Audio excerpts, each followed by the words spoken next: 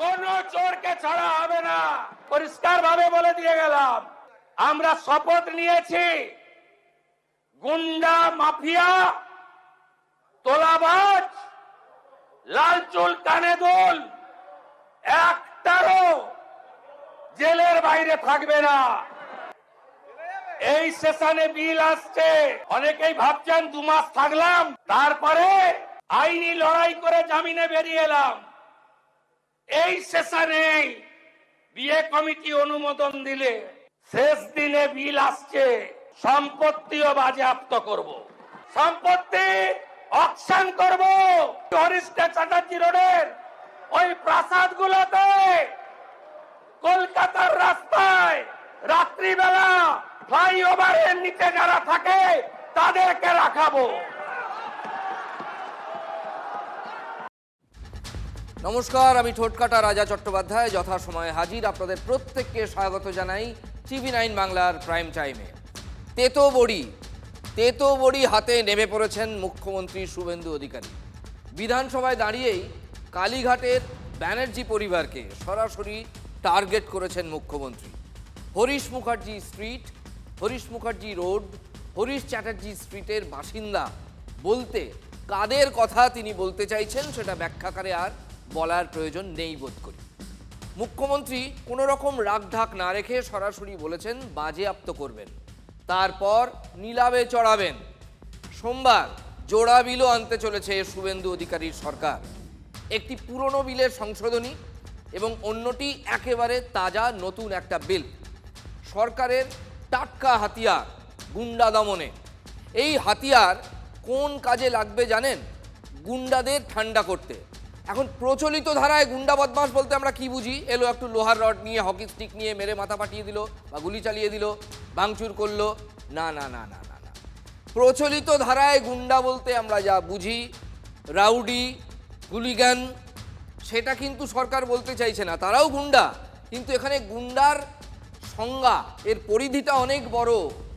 শুভেন্দু অধিকারীর সরকার এই গুন্ডার সংজ্ঞাটাকে অনেক বাড়িয়ে দিচ্ছে, গ্যামারটা অনেক বেড়ে যাচ্ছে। গুন্ডাদের সংজ্ঞা এখানে অনেকটা বড়। আমি ব্যাখ্যাকারে বলবো স্টেপ বাই স্টেপ। নতুন বিলের নাম দেওয়া হচ্ছে West Bengal public safety and control of anti social activities bill 2026। বিলের নামকরণটা বুঝতে পারলেন? পাবলিক সেফটি বিল আনার কারণটা কি? যে কোনো বিলের শেষের দিকে একেবারে একটা উদ্দেশ্য কলাম থাকে। আমরা যারা বিল ঘাঁটাঘাঁটি করি আমাদের একটু বুঝতে সুবিধে হয়, কারণ বহু বছর ধরে ঘাঁটছি। বিলের পেছনে লেখা থাকে যে এই বিল আনার উদ্দেশ্য কি, উদ্দেশ্য, রিজনসগুলো লেখা থাকে সেখানে, পারপাস অ্যান্ড রিজনস। সেইখানে লেখা আছে এই বিলটির ক্ষেত্রে দেখা যাচ্ছে সমাজের একটি অংশ সমাজ বিরোধী কর্মকাণ্ডে জড়িয়ে পড়ছে। এতে নাগরিকদের জীবন এবং সম্পত্তি গুরুতর বিপদের মুখে পড়ে যাচ্ছে। প্রচলিতভাবে যা আইন আছে, মানে এক্সিস্টিং যে ল আছে, তা এই ধরনের গুন্ডা এবং সমাজ বিরোধীদের দমন করার ক্ষেত্রে যথেষ্ট নয়। তাই গুন্ডাদের দমন করতে, সমাজ বিরোধীদের কড়া হাতে শায়েস্তা করতে এবং তাদের ষড়যন্ত্র ঠেকাতে নতুন বিল আনা অত্যন্ত জরুরি হয়ে উঠেছে। এটা শুভেন্দু বাবুরা এই বিলে ছাপিয়েছেন। গুন্ডা কারা তাও স্পষ্ট করে বলে দেওয়া হয়েছে এই বিলে। কে গুন্ডা সংজ্ঞা দেওয়া যাক।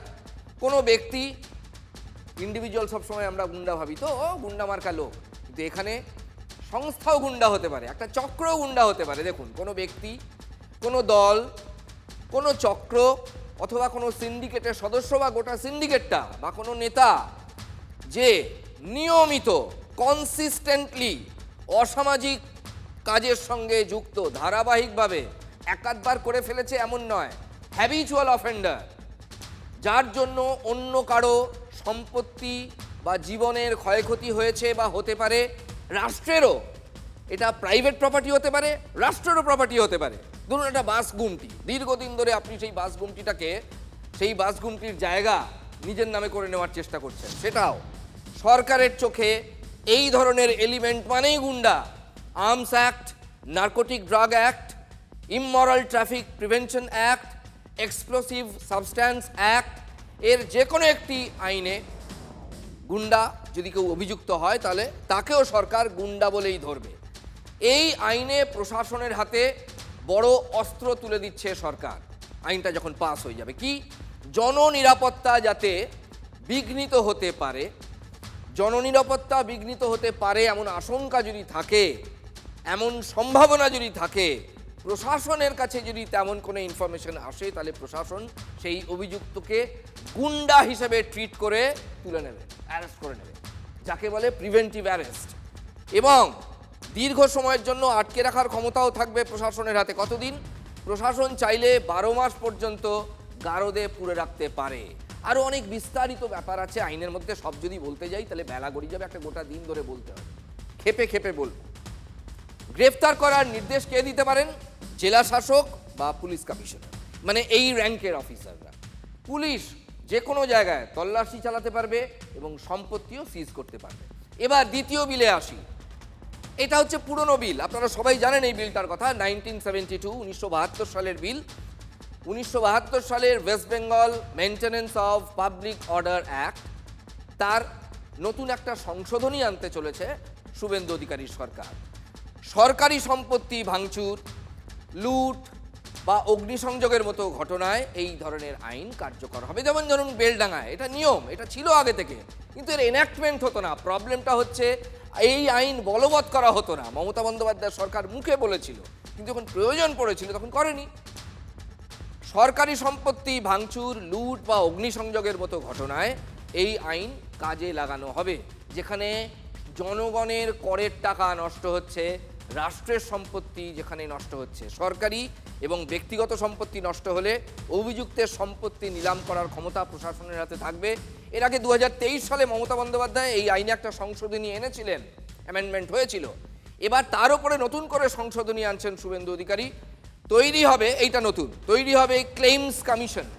ক্লেইমস কমিশন, ধরুন আপনার সম্পত্তি কেউ একটা ভুয়ো আন্দোলনের নামে জ্বালিয়ে পুড়িয়ে দিল, তাহলে আপনি এই ক্লেইমস কমিশনে গিয়ে ক্ষতিপূরণ দাবি করতে পারবেন। তার চেয়ারম্যান থাকবে, তার মেম্বার্স থাকবে, তারা খতিয়ে দেখবে। সরকার অভিযুক্তের সম্পত্তি নিলাম করে আপনাকে ক্ষতিপূরণ দেবে। দেখুন, সম্পত্তি বাজেয়াপ্ত করার কড়া আইন কিন্তু অন্যান্য রাজ্যেও আছে, মানে যারা মাফিয়া, যারা গুন্ডা মাওয়ালি টাইপের লোক, তাদের কাছ থেকে। যেমন মহারাষ্ট্রে আছে, যেমন কর্ণাটকে আছে, উত্তরপ্রদেশে তো আছেই।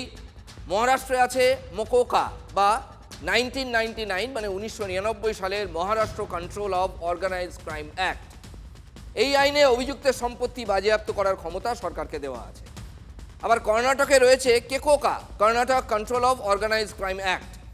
আমাদের রাজ্যে এতটা কড়া আইন কেন করার প্রয়োজন পড়ছে, বা এই যে অ্যামেন্ডমেন্টগুলো আনতে হচ্ছে, কেন সরকারকে কনসেন্ট্রেট করতে হচ্ছে? তার কারণ দেখুন, বাঙালি পশ্চিমবঙ্গের রাজনীতিতে খুনোখুনি, গুলি চালানো, হাত কেটে দেওয়া, পা কেটে দেওয়া, বাড়ি পুড়িয়ে দেওয়া, এসব বরাবরই ছিল, বহু কাল ধরে ছিল। কিন্তু বাম আমলে নেতাদের দাদাগিরি লোকে দেখেছে, উদ্ধত্ত দেখেছে, শাসক বিরোধীর মারপিট দেখেছে, বামফ্রন্টের নিজেদের দল তাদের মধ্যে মারপিট দেখেছে, লাশ পড়ে যাওয়া দেখেছে।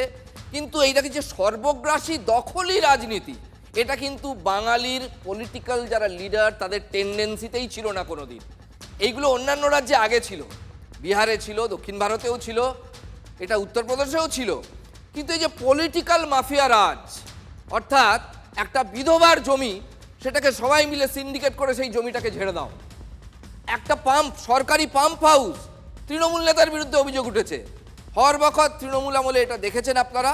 এবং এই যে খাটের তলা থেকে 50 কোটি, এখান থেকে 6.5 কেজি গয়না, কারোর তো মেরে ওই গয়নাটা করেছে, কেউ তো নর্মাল পয়সায় ওই 6.5 কেজি গয়না কিনতে পারে না। আরে একটা লোক যে এমনভাবে সম্পত্তি তৈরি করেছে যে তার নাতির নাতির নাতির নাতি নাতি, সে জানে না যে তার নাতির নাতির নাতি নাতি হবে কিনা, সে এখন থেকে 4047 সালের ব্যবস্থা করে রাখছে এখন থেকে। বুঝতে পেরেছেন? এই কারবার কিন্তু আগে বাঙালি পলিটিশিয়ানদের মধ্যে ছিল না, পশ্চিমবঙ্গে ছিল না। এখন এই জন্য এই আইনের আরো বেশি করে প্রয়োজন। আমরা এই যে সরকারি সম্পত্তি তৃণমূলের নেতারা দখল করেছেন বা তৃণমূলের নেতাদের মদতে দখল হয়েছে, এটা যে শুভেন্দু অধিকারী বলছেন এমন নয়। আপনাদের শুনিয়ে দিই, মমতা বন্দ্যোপাধ্যায় প্রাক্তন মুখ্যমন্ত্রী নবান্নে বসে বলেছিলেন, সুজিত বসুদের শুনিয়ে বলেছিলেন, গৌতম দেবদের শুনিয়ে বলেছিলেন যে কি ব্যাপার, তোমরা থাকতে সব সরকারি সম্পত্তি নিজের বলে লুট করে নিচ্ছে। শোনাই একবার আপনাদের। আমি পরিষ্কার বলছি, যারা গভর্নমেন্ট ল্যান্ড দখল করে অলরেডি বসে গেছে, নতুন করে যেন আরো কোনো এনক্রোচমেন্ট না হয়। এটা কিন্তু নতুন করে কোনো এনক্রোচমেন্ট হলে আমি সেই এলাকার এসপি কে এবং আইসি কে আমি সঙ্গে সঙ্গে অ্যাকশন নেব, এবং বিডিওরাও বাদ যাবে না। ডিএমরাও যদি ভাবে আমি ঘরে বসবো, আমি এগুলো লক্ষ্য রাখবো না, আমি কাউকেই টলারেট করবো না। কেউ যদি মনে করে নিজের স্বার্থে আমি জায়গা দিয়ে দেবো, সেটাকেও আমি টলারেট করবো না। আইন কখনো বৈষম্য হয় না, আইন সবার জন্য এক। মমতা বন্দ্যোপাধ্যায় বলেছিলেন বটে যখন মুখ্যমন্ত্রী ছিলেন, আইনে বৈষম্য নেই, মানে আইন বলবৎ করার ক্ষেত্রে। কিন্তু হরিশ চ্যাটার্জি স্ট্রিটের বাসিন্দা রঞ্জনা হাজরা অভিযোগ করছেন মমতা বন্দ্যোপাধ্যায়ের প্রশাসন আইনে বৈষম্য করেছিল প্রয়োগ করার ক্ষেত্রে, বলবৎ করার ক্ষেত্রে। প্রৌঢ়া রঞ্জনার অভিযোগ, মমতা বন্দ্যোপাধ্যায়ের ভাই, আপন ভাই অজিত বন্দ্যোপাধ্যায় তার বাড়ি এবং জমি দখল করে নিয়েছিলেন। এটা অভিযোগ, কিন্তু অভিযোগ করে কোনো লাভ হয়নি, এটা তার অভিযোগ। পালাবদলের পর মুখ্যমন্ত্রী শুভেন্দু অধিকারীর জনতা কা দরবার, যেটা সেই জনতার আদালতে গিয়ে অভিযোগ জানিয়ে এসেছেন এই প্রৌঢ়া। অভিযোগে সারবত্তা থাকলে অজিত বন্দ্যোপাধ্যায় কি এই তথাকথিত কোট আনকোট, মানে ব্যানার্জি পরিবারের যদি কেউ সদস্য হন, তিনিও কি এই সমাজবিরোধী বা গুন্ডার তালিকায় পড়বেন? এটা হচ্ছে প্রশ্ন। আশিরে হরিশ চ্যাটার্জি স্ট্রিট, এই যে বাড়িটি দেখা যাচ্ছে, বাড়িটির নাম সোনার তরী, এবং সোনার তরী বাড়িটির নিচে লেখা রয়েছে যার নাম, সেটি হলো অজিত ব্যানার্জি। এই অজিত ব্যানার্জি প্রাক্তন মুখ্যমন্ত্রী মমতা বন্দ্যোপাধ্যায়ের ভাই হয়, এবং এই বাড়ির জমিটি ঘিরেই কিন্তু রয়েছে অভিযোগ করেছেন রঞ্জনা হাজরা নামে এক মহিলা। আমাদের এখানে হরিশ চ্যাটার্জি স্ট্রিটে পৈতৃক সম্পত্তি কিছু, মানে 4 পুরুষের প্রপার্টি কিছু আছে। আমাদের পূর্বপুরুষদের বিল্ডিং মেটেরিয়ালসের বিজনেস ছিল, 99 পর্যন্ত আমাদেরও বিল্ডিং মেটেরিয়ালসের বিজনেস ছিল। তো আমাদের কিছু এখানে হরিশ চ্যাটার্জি স্ট্রিটের দুটো সাইডে কিছু ঠিকা টেনেন্সি প্রপার্টি, কিছু পারচেস ল্যান্ড আছে।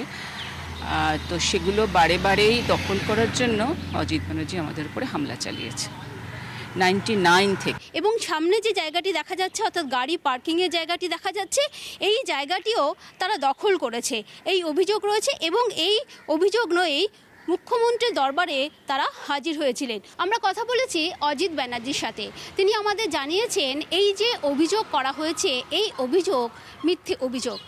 এই বাড়ির জমি আমার কেনা, আমার কাছে দলিলপত্র সব কিছু রয়েছে। এই যে দখল ফকলের গল্প বলছে, সেটা সমস্ত দখল ওর কাকার জমি দখল করে বসে আছে। এই যে জমি ওদের বাড়ি জমি বলে গাছ আলিয়ে দিচ্ছে, সেটা ওর কাকাকে ওরা মেরে তাড়িয়ে দিয়েছে। সেটা হচ্ছে ওদের ঘরের ভেতরেও আছে, ওই জমিতেও আছে। আমার এই জমি কেনা জমি, ওটাও আমার কেনা জমি। উত্তরাখণ্ড, অসমের পর এবার আমাদের রাজ্য পশ্চিমবঙ্গে ইউসিসি, ইউনিফর্ম সিভিল কোড বদলের বাংলায় আসতে চলেছে, মানে বিধানসভায় আসতে চলেছে ইউসিসি বিল, অভিন্ন দেওয়ানি বিধি বিল। আগামী সোমবার বিধানসভায় এই বিল পেশ হতে পারে বলে বিধানসভা সূত্রের খবর। অভিন্ন দেওয়ানি বিধি বিল নিয়ে ইতিমধ্যেই বিজনেস অ্যাডভাইজারি কমিটিতে আলোচনা হয়েছে, প্রয়োজনে আরও আলোচনা হতেও পারে। হিডেন এজেন্ডা তো বিজেপির নয়, প্রত্যেকটা কর্মী একদম রাজনীতির হাতে করেই হয়তো আমাদের পার্টিতে ছোটবেলা থেকে, তখন থেকেই ওটা জানে, হবেই, সময়ের অপেক্ষা। এক দেশ এক আইনে শ্যামাপ্রসাদ মুখার্জি শিখিয়ে গেছেন, ওটাই হবে। তৃণমূল আমলের দুর্নীতি এবং অর্থনৈতিক অব্যবস্থার খতিয়ান সরকারিভাবে তুলে ধরতে চলেছে শুভেন্দু অধিকারীর সরকার। শ্বেতপত্র প্রকাশ করে, মানে শ্বেতপত্র আকারে গত সরকারের দুর্নীতি এবং অর্থনৈতিক অব্যবস্থা, অনিয়ম বলুন, সেই খতিয়ান প্রকাশ্যে আনার সিদ্ধান্ত নেওয়া হয়েছে। বিধানসভায় জানিয়েছেন অর্থমন্ত্রী স্বপন দাশগুপ্ত। কোন দফতর কত টাকার দুর্নীতি করেছে, কি ধরনের অব্যবস্থা কোন দফতরে ছিল, এগুলো দফতর ওয়ারি দেখানো হবে, ক্যাগ রিপোর্ট পেশ করা হবে। অর্থ দফতরের অব্যবস্থার জন্য রাজ্যের মাথায় এখন বিরাট ঋণের বোঝা। কোনো দফতরের কাজ অর্ধেক হয়ে থেমে আছে, কেন এমন হলো, কোন দফতরে নিয়োগে কত দুর্নীতি, শ্বেতপত্র আকারে সমস্ত খতিয়ান পাবলিকের সামনে তুলে ধরবে, জনতার সামনে তুলে ধরবে শুভেন্দু অধিকারী সরকার, বিধানসভায় জানিয়েছেন অর্থমন্ত্রী।